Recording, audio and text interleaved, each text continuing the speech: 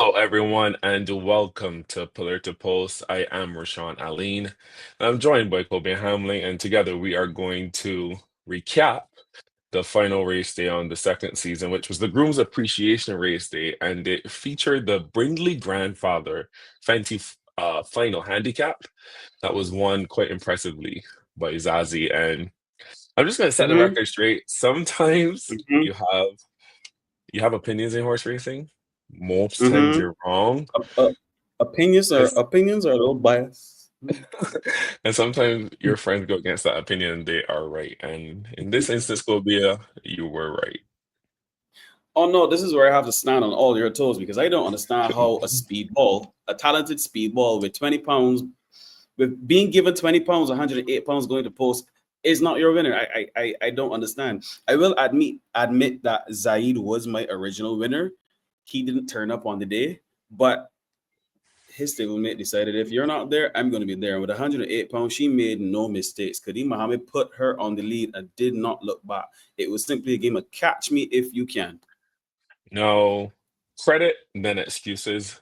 But I think to the Phillies' credit, Zazie is fantastic. Like when you think about the Phillies that we've had, she's definitely up there with the ones we've had in recent years. 108 pounds in retrospect sounds like a gift. And the horse definitely showed. Zaid, as you said, was a horse I liked as well and just did not raise a hoof. But I'm sure John Mark Cozier is not complaining after this performance out of Zazie. I I still am a little shaken by this Mhm. performance because she's with 108, so she's definitely going to take some catching. But to go 24 to the opening quarter and then slow it down to 26 with 108 pounds, She she's not did going to what be she caught. liked. Yeah, she's not going to She be caught. did She's what able she to liked. dictate. With this victory, she got promoted to 124, so the 108 is a thing of the past. Um, and then 105, the final time though, and how firm it is. I mean, 105 is 2 seconds off our track record, but the kind of times that we've had recently, 105 is blistering. So it was a Yeah, it fantastic definitely is up performance. there. Yeah, it was a fantastic performance out of Zazie. The thing is, I see this performance with Zazie more than I see it with Caspian C. So I think I'm actually a little even more impressed that Caspian C was able to be second. And then there's obviously the big two portfolio company and Jerry the Nipper that you so rightly said probably would not win this in this spot. Now, here's just my thing.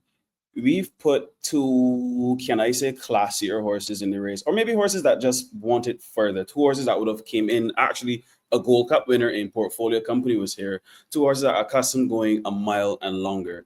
When they come into the sprinters camp, especially giving sprinters weight, I'm going to choose all the sprinters before them. Credit to them for beating two of them, beating Brilliant News and Zaid. So they did place third and fourth. I mean, that still does bring up a check.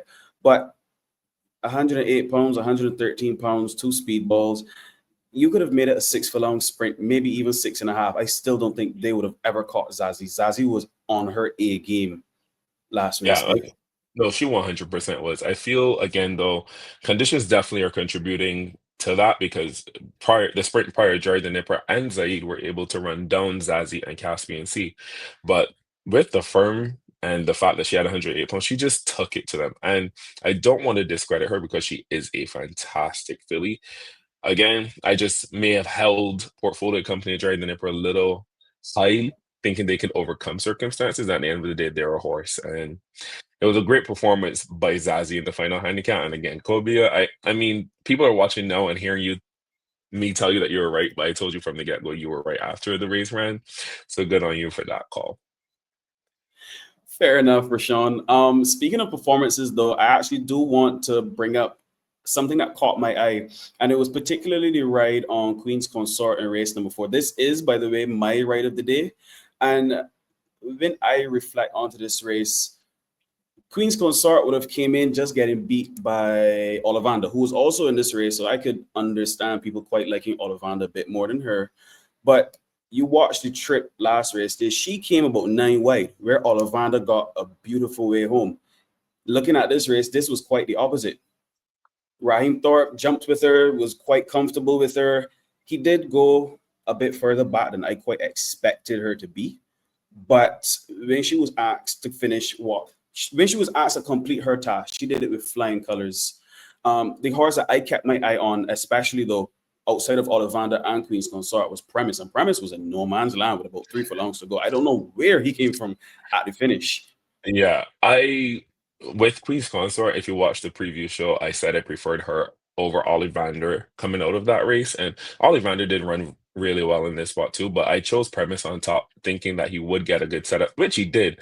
But the trip was a nightmare trip. This horse ran so huge to lose, and with the trouble that he encountered at the start, getting squeezed by Northern Lady, and then just having to weave through traffic, and then another bump at the top of the stretch. Queen's Consort with a more ideal trip and got first run on him. I was sick to my stomach with how well Premise run in this spot. But you are correct.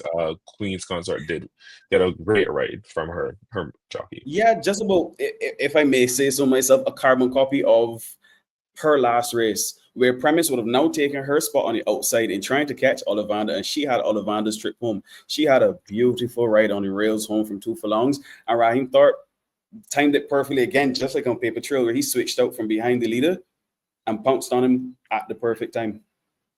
No, it is sometimes you just got to be lucky. You can be good, but if you're not lucky, you're gonna run into a lot of trouble. And speaking of lucky over good, I feel like that's what I thought about for my ride of the day, which also I don't know if it was me, right of the day, or was it the performance of the day, or was it both? But it came in the penultimate race on the card with Valiant. And this is a race that we talked about. The winner is going to have to be lucky, but then the winner makes himself unlucky, and you're going to see soon completely blows the turn. Initially, I'm like, okay, I think Renee is going to be gone from the inside. And here comes Valiant with 108 pounds, 104 pounds actually, taking the lead and clearly from Renee. But then when we go into the top turn, and I want to be clear, I've obviously been watching races at the Garrison for over a decade, almost 2 decades, and I've never seen a horse bolt, re-engage, and be so competitive. So like there's so many things that you would bolt and probably then be mid-pack, or you bolt, you might re-engage and then fade, but you bolt, take the lead over again, and then you do not lose. Yeah, This was fantastic yeah, uh, yeah. This was from Valiant mind-boggling and for me. Shakti Benefi. This was mind-boggling for me because when they passed me for the first time and he blew the pad up, Ben, in the back of my mind, I said, "Okay, this horse is Oh, finished." that's over. I Yeah. mean, yeah, when he re-engaged and picked back up the lead, I said, okay, he has a bit of heart, but it's going to take a lot out of him to win this from here. And especially with 2.5, 2 furlongs to go, when life is great and Priceless got their cues and they went after the leader, I figured, okay, it's time for him to back out. And at the top of the stretch, Rashawn, I was still seeing red blinkers, and I said, who else had on red blinkers? Because that's not Valiant. Right. And you talk about heart, and maybe his owners knew what they had when they named him Valiant, because the heart that this horse showed to win this race when six horses are around him at the top of the stretch and he refuses to lay down and holds on is crazy. And this is a recap, but this is an apology show for Rashawn right now, because I was also wrong about the talent that Valiant clearly possesses. Coming off the bench and he ran well, and then he bounced in a derby to come back here with open company, 104 pounds aside. He has to have the world of talent in order to win this race. And I went in with the other 3-year-old Bahari Cove and Lovely, and they ran well. Mhm. But where did the performance from the top two come from? Like Valiant ran huge. Priceless also, after a terrible performance last time out, ran into the line. So it's like these top two ran huge, but Valiant, my goodness, I can't believe that he won that. Priceless also jumped me at 24-1. It wasn't even odds that threw me off, but just his past performances, he's looked very uninterested in racing recently. And I don't know where he conjured up this effort from, but I was also mind blown because I was like, look at how the forecast is going to pay $1 million. Right. No, exactly. It was crazy to see how this race ended. It did not go from the start how I predicted it was going to go. I thought Renee would be clear, and I thought maybe the closers would have been a bit more competitive, but it was a race that left us with a lot to talk about. And that was my ride of the day, or my performance of the day from the final handicap. So that brings us to the end of season two for races. Races are now on break until November 1st, which means Pillar to Post and these preview shows are going to be on break for a little bit, but we'll still try to get some content out on the social media. And thank you so much for following us for the season. We'll be back for the third season. And until then, whatever tickets you play, and all your tickets be winning ones. Until next time, guys.